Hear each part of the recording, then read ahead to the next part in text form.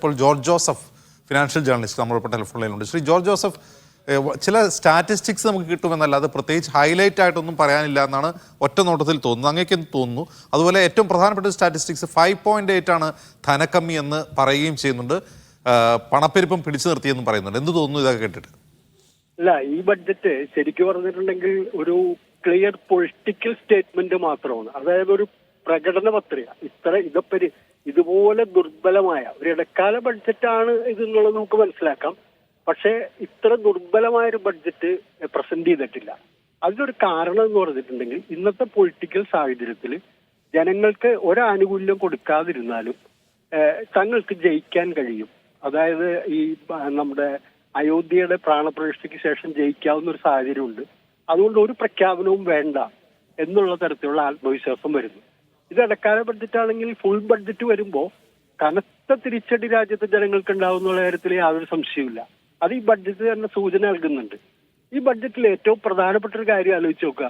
സ്ത്രീകള്, കർഷകര്, യുവാക്കൾ, അതുപോലെ തന്നെ ദരിദ്രർ, ഈ 4 മേഖലയാണ് പ്രധാനമന്ത്രി ഊന്നിയിരിക്കുന്നത്. അവരുടെ കാര്യമാണ് വലിയ ഇതെന്ന് പറയുന്ന ആമുഖമായി തന്നെ പറയുന്നത്.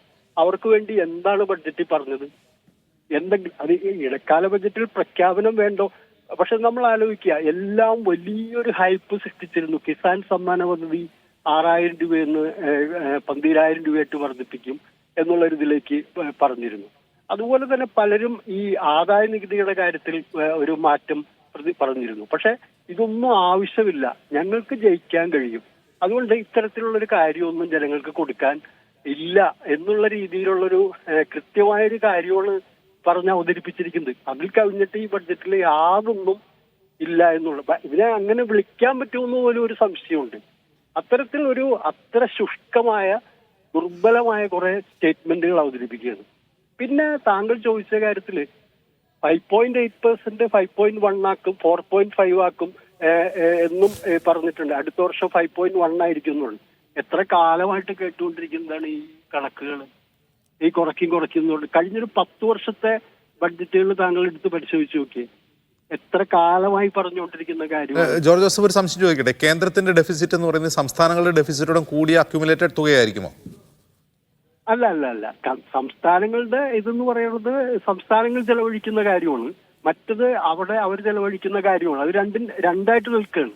അപ്പൊ സംസ്ഥാനങ്ങളോട് 3% എല്ലാവരും FRBM ആക്ട് പ്രകാരം എല്ലാവരും 3% താഴെ കൊണ്ടുവരണം എന്നുള്ളത് നേരത്തെ തന്നെ അതിന്റെ ഡെഡ് ലൈൻ പലതവണ കഴിഞ്ഞിരിക്കുന്നതാണ്. പക്ഷെ അത് നടപ്പാൻ പക്ഷെ സംസ്ഥാനങ്ങളോട് ഇൻസിസ്റ്റ് ചെയ്യുന്നു.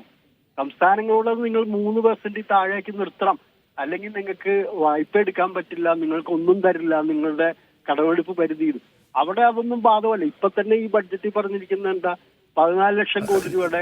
ജോർജ് ജോസഫ്, അത് ഞാൻ പ്രത്യേകമായി ചോദിക്കാനുള്ള കാരണം, ഈ BJPയുടെ വക്താക്കളൊക്കെ സ്ഥിരമായി പറയാറുള്ളത് യൂണിയൻ സർക്കാരിന്റെ പൊതുകടം എന്ന് പറയുന്നത് സംസ്ഥാനങ്ങളുടെ എല്ലാം ചേർന്ന് അക്യുമുലേറ്റഡ് കടമാണ് എന്നാണ്. അങ്ങനെ ആ കടം അക്യുമുലേറ്റഡ് ആണെങ്കിൽ ഈ കമ്മിയും അക്യുമുലേറ്റഡ് ആവുമില്ല എന്നാണ് എന്റെ ഒരു ചോദ്യം. അതെങ്ങനെയാണ് കേന്ദ്ര ഗവൺമെന്റ് ഇപ്പൊ 14 ലക്ഷം കോടി രൂപ കടമെടുക്കും എന്ന് പറയുന്നത്? അതെങ്ങനെ സംസ്ഥാന ഗവൺമെന്റിനോട് ചേർന്നാണ് എടുക്കണേ? അതൊക്കെ വെറുതെ അവരുടെ ഹാൻഡിലുകൾ പ്രചരിപ്പിക്കുന്ന കാര്യങ്ങളാണ്. സംസ്ഥാനങ്ങൾ അങ്ങനെയാണെങ്കിൽ ഞാൻ ചോദിക്കട്ടെ, അങ്ങനെ സംയുക്തമാണെങ്കിൽ കേരളത്തിന്റെ ഡെപ്റ്റ് GDP റേഷ്യോ 38.7%. അത് കേന്ദ്ര സർക്കാരിനെ സംബന്ധിച്ച് 63%. അതെങ്ങനെയാ വരുന്നേ? അപ്പൊ അതൊക്കെ വെറും പ്രചരണങ്ങളാണ്. കേന്ദ്രം എടുക്കുന്ന കേന്ദ്രത്തിൻ്റെതായ രീതിയിൽ കേന്ദ്രം വായ്പ എടുക്കുന്നു. അത് ഈ ഫിസ്ക്കൽ ഡെഫിസിറ്റിന്റെ കാര്യം, അത് അവിടുത്തെ ബഡ്ജറ്റ്, ആ ബഡ്ജറ്റും കേന്ദ്ര സർക്കാരിന്റെ ധനകാര്യവുമായി ബന്ധപ്പെട്ട് ഉരുണ്ടുകൂടുന്ന ഡെഫിസിറ്റാണ്. അതാണ് അതിനകത്ത് വരുന്നത്. അപ്പൊ ആ കാര്യത്തില് 5.1ലേക്ക് 2024-25 താഴും എന്ന് പറയുന്നു. 2025-26 അത് 4.5ലേക്ക് കൊണ്ടുവരാം. ഇതാണ് ഞാൻ പറഞ്ഞ ഫിസ്ക്കൽ ഡെഫിസിറ്റ് ആക്ട് വന്ന കാലം മുതൽ പറഞ്ഞു കേൾക്കുന്നതാണ്. മൻമോഹൻ സിംഗിന്റെ സർക്കാരിന്റെ കാലത്താണ് ഈ ആക്ട് വരുന്നത്. അപ്പൊ ഇതിന്റെ 1% പോലും കുറച്ചു കൊണ്ടുവരാൻ കഴിയുന്നില്ല എന്ന് മാത്രമല്ല, ഉയരുന്ന സ്ഥിതിയാണ്. നേരത്തെ ബഡ്ജറ്റിലും ഇതുപോലെ 5.1 5.2 എന്തോണ് പ്രതീക്ഷിച്ചിരുന്നത്. അതിപ്പോ 5.8 ആവുന്നവർ പറഞ്ഞു കഴിഞ്ഞു.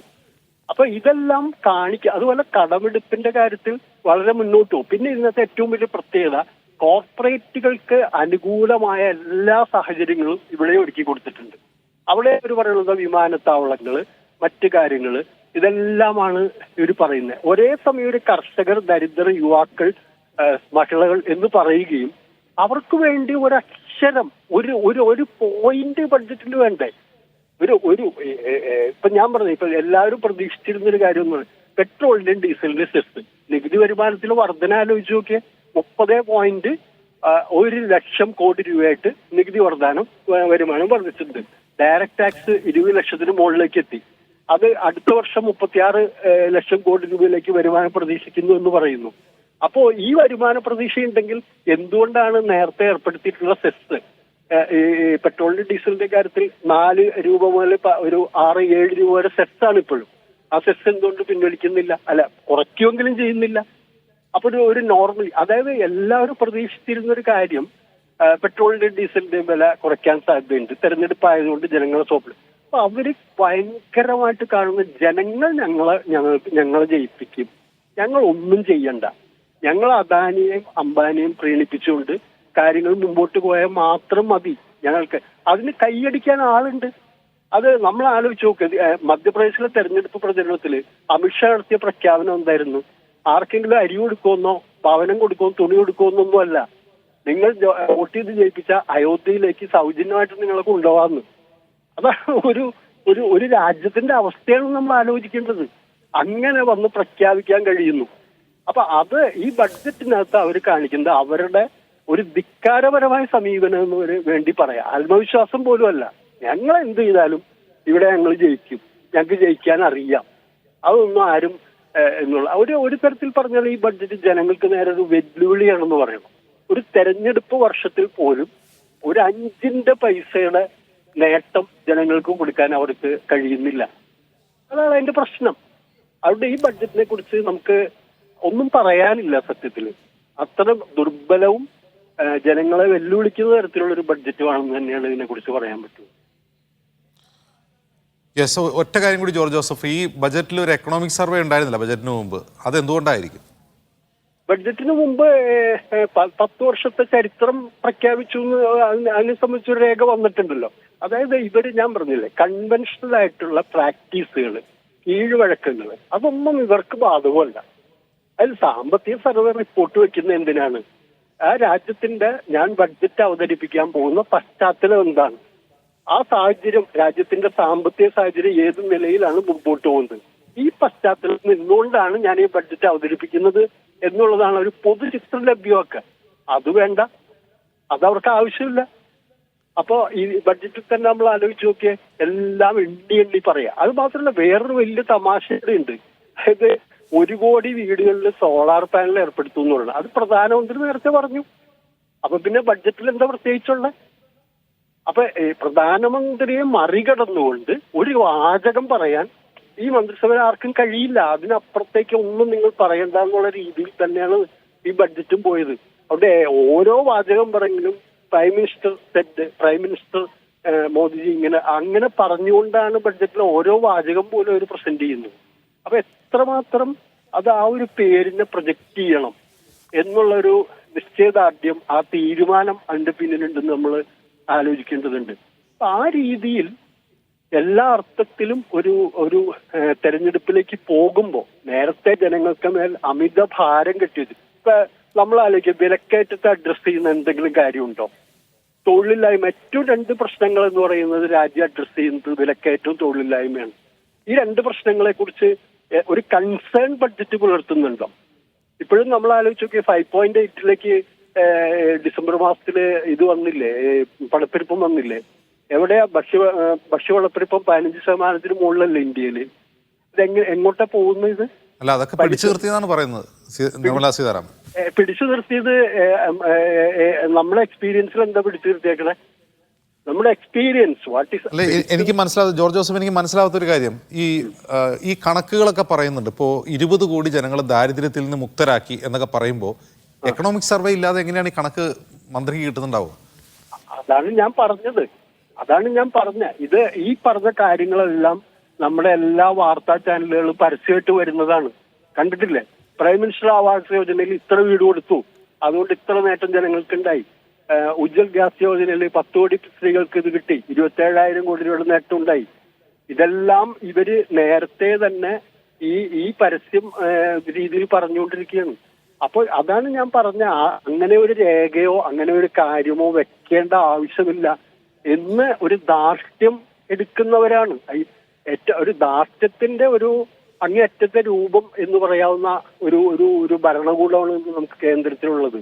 അത് തന്നെയാണ് ഈ പറഞ്ഞ സാമ്പത്തിക സർവേ, അല്ലെങ്കിൽ സാമ്പത്തിക സർവേ ഇല്ലാതെ എങ്ങനെയാണ് ബഡ്ജറ്റിന് ഈ കണക്ക് പറയാൻ കഴിയുക? അത് ചോദിച്ചാൽ വളരെ പ്രസക്തമായിട്ടുള്ളൊരു കാര്യം തന്നെയല്ലേ. അപ്പൊ അതിന്റെ ഒന്നും ആവശ്യമില്ല. അത് ഞങ്ങളെ സംബന്ധിച്ചിടത്തോളം അതൊന്നും ഒരു ബാധകമല്ല.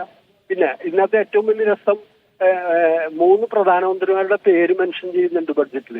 ലാൽ ബഹദൂർ ശാസ്ത്രി, അടൽ ബിഹാരി വാജ്പേയി, നരേന്ദ്രമോദി.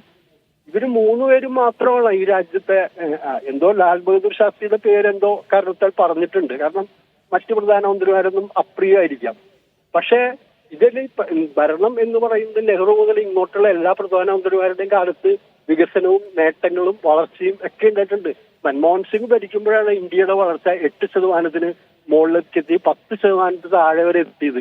അന്നൊരു ഡബിൾ ഡിജിറ്റ് സാമ്പത്തിക വളർച്ച എന്നുള്ളത് നമ്മളൊരു സ്വപ്നം പോലെ ഒരു ലക്ഷ്യമായിട്ടൊന്ന് കരുതിയിരുന്നു. അവിടെ ഈ 7% എന്ന് പറയുന്ന 7% ഉണ്ടാവും, അതെന്തെങ്കിലും ആവട്ടെ, അതുമൊന്നും വലിയൊരു സംഭവമായിട്ടാണ് ഇവിടെ പറഞ്ഞുകൊണ്ട് നടക്കുന്നത്. അപ്പൊ അതിനു മുമ്പ് ഉണ്ടായിട്ടുള്ള അതൊന്നും അങ്ങനെയുള്ള കാര്യങ്ങളൊന്നുമില്ല. അപ്പൊ അത്തരം ഒരു വെല്ലുവിളിക്കുന്ന ബഡ്ജറ്റ് എന്ന് പറയാം. ഒരു തെരഞ്ഞെടുപ്പ് വർഷത്തിൽ പോലും ഞങ്ങൾക്ക് ഒരു ആനുകൂല്യം കൊടുക്കാതെ ഞങ്ങൾ രാമക്ഷേത്രം പണിതു, അതുകൊണ്ട് ഞങ്ങൾ ജയിക്കും, അവിടെ ഞങ്ങളെ ഒന്നും ആർക്കും തൊടാൻ പറ്റില്ല എന്നുള്ളൊരു അഹങ്കാരവും ധിക്കാരവും പ്രകടമാക്കുന്ന ഒരു ബഡ്ജറ്റ് തന്നെ ഇതിന് പറയാൻ പറ്റുള്ളൂ. ബഡ്ജറ്റ് എന്ന് പോലും വിളിക്കാൻ നമുക്ക് പറ്റില്ല. ഒരു സ്റ്റേറ്റ്മെന്റ് ഓഫ് കുറെ കാര്യങ്ങൾ എന്ന് മാത്രമേ പറയാൻ പറ്റുള്ളൂ. ശരി, നന്ദി ശ്രീ ജോർജ് ജോസഫ് ഈ ബജറ്റിനോട് പ്രതികരിച്ചതിന്.